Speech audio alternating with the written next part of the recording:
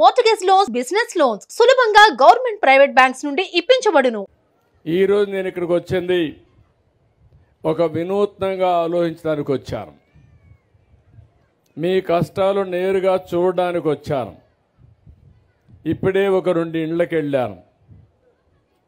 ఒకసారి మీరు చూస్తే చరిత్రలో ఎప్పుడూ ఏ రాష్ట్రంలో చేయని విధంగా 4,000 రూపాయలు పింఛనిచ్చే ఏకైక రాష్ట్రం ఆంధ్రప్రదేశ్ రాష్ట్రం. ఈ విషయం మీరు గుర్తుపెట్టుకోవాలి.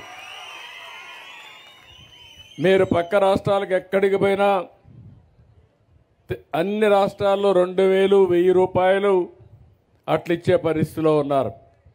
మన దగ్గర మాత్రం 4,000 రూపాయలు చేశారు. దీనికి కూడా ఒక చరిత్ర ఉంది, అందరూ ఒకసారి గుర్తుపెట్టుకోవాలి. అదే మరిగా ఈరోజు మీరు చూస్తే సర్పంచుల్ని, గ్రామాలని బలోపేతం చేస్తున్నాం. 3 వ్యవస్థలు ఉన్నాయి ఇక్కడ, అవి కూడా ఆలోచిస్తున్నాం. సచివాలయాలు ఉన్నాయి, అదే మరిగా స్థానిక సంస్థలు ఉన్నాయి, పట్టణాల్లో మున్సిపాలిటీలు ఉన్నాయి, గ్రామీణ ప్రాంతాల్లో పంచాయతీలు ఉన్నాయి. ఇవన్నీ ఏం చేయాలని ఆలోచించి బలోపేతం చేయబోతున్నాం. ఇంకో పక్క వాలంటీర్లు పెట్టారు. ఆ వాలంటీర్లు లేకపోతే ఏమీ కాదని మాట్లాడేవాళ్ళు. ఇప్పుడు వాలంటీర్లు లేకపోతే పింఛనే ఇవ్వలేమని మేలో అయితే 32 మందిని ప్రభుత్వమే హత్య చేసే పరిస్థితికి వచ్చారు. నేనన్నా నాకు అధికారం వస్తే వాలంటీర్లు లేకుండా పింఛన్లు ఎట్టిస్తానో ఇచ్చి చూపిస్తానని ఆ రోజు చెప్పి ఇచ్చి చూపించాను. కానీ ఇప్పుడు వాళ్ళని కూడా ఏం చేయాలని తీసుకుంటాం, ఏం చేయాలని ఆలోచిస్తున్నా.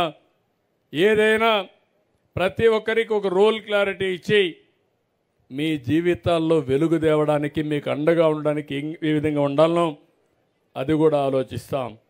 మొన్నే మీరు ఒకసారి చూస్తే ఒకే రోజు 13,320 గ్రామాల్లో గ్రామ సభలు పెట్టిన ఏకైక రాష్ట్రం ఆంధ్రప్రదేశ్ రాష్ట్రం అని చెప్పి కూడా నేను మీకు తెలియజేస్తున్నా. పవన్ కళ్యాణ్ గారు ఒక ఐడియా ఇస్తే బాగుందని నేను కూడా ప్రోత్సహించి అందరం కలిసి ముందుకెళ్ళాం. ఒకే రోజు పెట్టాం. 4,500 కోట్ల రూపాయలకి పనులు శాంక్షన్ చేశాం. ఆ పనులన్నీ కూడా ఇప్పుడు ప్రారంభం అవుతాయని చెప్పి కూడా నేను మీకు తెలియజేస్తున్నా. మొన్నటి వరకు అయితే బ్లీచింగ్ కొట్టడానికి కూడా బ్లీచింగ్ పౌడర్ లేదు. 990 కోట్ల రూపాయలు ఫైనాన్స్ కమిషన్ ఇచ్చిన డబ్బుల్ని డైవర్ట్ చేసేశారు. పంచాయతీలు నిర్వీర్యం చేశారు. ఆ 990 కోట్లు ఇచ్చాం.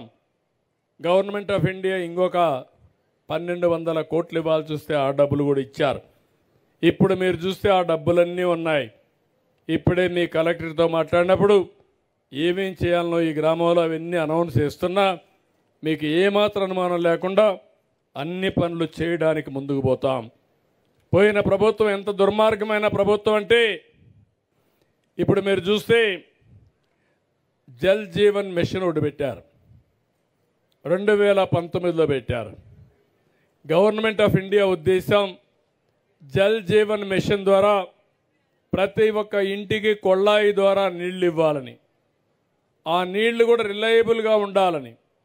ఏదో బోర్లో నుంచి నీళ్లు ఇవ్వడం కాదు, ఎక్కడైనా మంచి రిజర్వాయర్ ఉంటే అక్కడి నుంచి పైపులు తీసుకొచ్చి మీకు ఎప్పటికి కూడా శాశ్వతంగా నీటి కొరత లేకుండా నీళ్ళు ఇచ్చే వ్యవస్థకు శ్రీకారం చుట్టారు. 45 కోట్ల రూపాయలు, 45% మనం పెట్టుకోవాలి, 45% కేంద్రం ఇస్తుంది. ఈ రెండు కలిపి పూర్తి చేసే బాధ్యత ఇస్తే యూపీలో 1,00,000 కోట్లు తీసుకున్నారు, మధ్యప్రదేశ్లో 70,000 కోట్లు తీసుకున్నారు. అన్ని రాష్ట్రాల్లో ఈ కార్యక్రమానికి శ్రీకారం చుట్టి ముందుకు పోయే పరిస్థితికి వచ్చారు. మన రాష్ట్రంలో మాత్రం ఈ కార్యక్రమాన్ని సరిగా ఉపయోగించుకోకుండా బోరు ద్వారా వచ్చే నీళ్లు పెట్టి దానికి కూడా స్కీమ్ చేసే పరిస్థితికి వచ్చారు. నేను ఒకటే చెప్పాను, ఇది ఏమాత్రం ఆమోదయోగ్యం కాదు. మా ఆడబిడ్డలకు ఒకటే హామీ ఇచ్చాను, ప్రతి ఒక్క ఇంటికి ట్యాప్ ద్వారా నికరమైన నీళ్లు ఎప్పుడు కూడా ఇబ్బంది లేకుండా ఇవ్వాలని నా లక్ష్యం.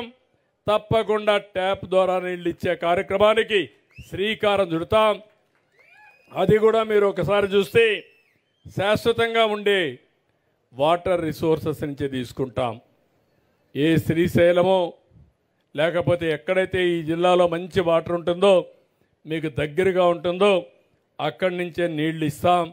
ఇంకా దగ్గర పంచాయతీల్లో 30 లక్షల కుటుంబాలకి ట్యాపులు కూడా లేవు, ఇవి కూడా ఇస్తామని చెప్పి కూడా నేను మీకు తెలియజేస్తున్నా. సుమన్ టీవీలో మీ పర్సనల్ అండ్ బిజినెస్ ప్రమోషన్స్ కోసం కింది నెంబర్కి కాంటాక్ట్ చేయండి.